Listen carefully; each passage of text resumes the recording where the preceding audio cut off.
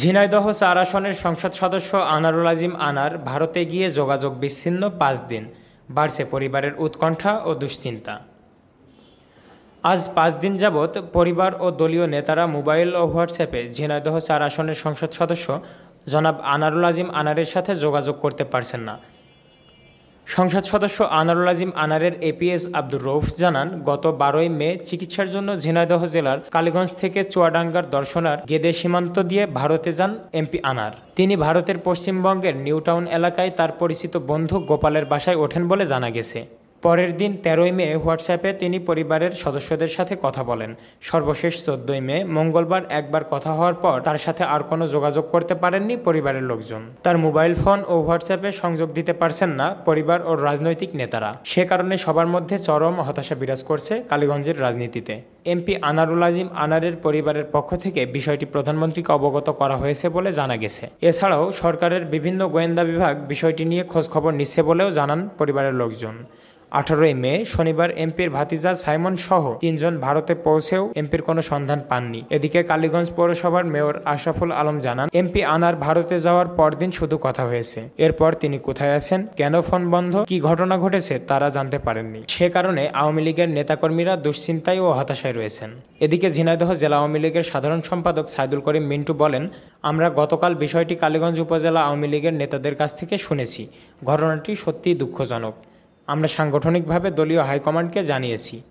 এ বিষয়ে ঝিনাইদহের police super Azimul Ahsan বলেন, কালীগঞ্জের আওয়ামী লীগের নেতা ও জনপ্রতিনিধিরা মৌখিকভাবে বিষয়টি জানিয়েছেন। আমরাও শুনেছি। যেহেতু ভারতের মধ্যকার ঘটনা, সে কারণে আমাদের পক্ষ থেকে ঊর্ধ্বতন কর্তৃপক্ষকে বিষয়টি অবহিত করা হয়েছে।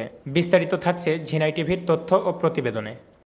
১৭/৩ মন্ডলপাড়া লেন বরানগর থানা এলাকার এই বাড়িতেই ঝিনাইদহ ৪ আসনের যে এমপি তিনি উঠেছিলেন। তিনি কিন্তু কোন রকম হোটেলে অর্থাৎ কলকাতার নিউ মার্কেট বা আশেপাশের কোনো হোটেলে বা যে হাসপাতালে তিনি চিকিৎসা করতে এসেছিলেন সেখানে তিনি ওঠেননি। তিনি কিন্তু উঠেছিলেন মূলত এই বাড়িতে পূর্ব পরিচিত একেবারে যেটা বলা হচ্ছে যার বাড়িতে উঠেছিলেন তার সাথে কিন্তু প্রায় দীর্ঘ ২০ থেকে ২৫ বছরের পুরনো সম্পর্ক এবং সেই সূত্রেই কিন্তু এই বাড়িতে তিনি উঠেছিলেন। এবং এই ব্যক্তি যিনি এই মুহূর্তে বড়নগর থানায় একটি জিডি করেছেন যে নিখোঁজ রয়েছেন এমপি, এবং নিখোঁজ কবে থেকে নিখোঁজ রয়েছে ১৩ তারিখ থেকে ১২ তারিখ গেদে সীমান্ত পার করে এমপি এসেছিলেন এই বাড়িতে, এবং তারপর থেকে একেবারে দীর্ঘ ৭ দিন আজকে কিন্তু তার সাথে সরাসরি কোনোভাবে যোগাযোগ করা যায়নি।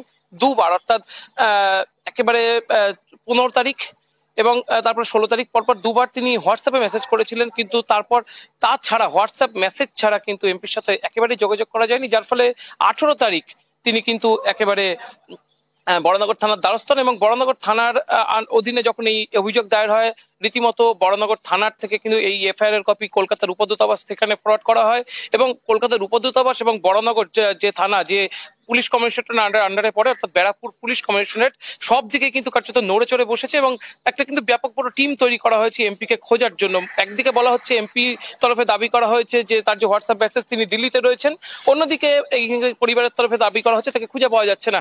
সব মিলিয়ে পরিবার যেরকম উদ্বিগ্ন রয়েছে, পাশাপাশি পুলিশ কিন্তু ব্যাপক তল্লাশি চালাচ্ছে যে এমপি কোথায় গিয়েছেন, তার কোনো বিপদ হয়েছে কিনা সেই বিষয়ে কিন্তু খোঁজ খবর চালানো হচ্ছে। পাশাপাশি যে বাড়িতে এই মুহূর্তে যে এমপির ব্যাপক লাগেজ রয়েছে সেই লাগেজও কিন্তু তল্লাশি করে দেখা হচ্ছে, খতিয়ে দেখা হচ্ছে যে এমপির অবস্থান কোথায় থাকতে পারে, তার যে ফোন কল সেটাও কিন্তু ট্রেস করা হচ্ছে।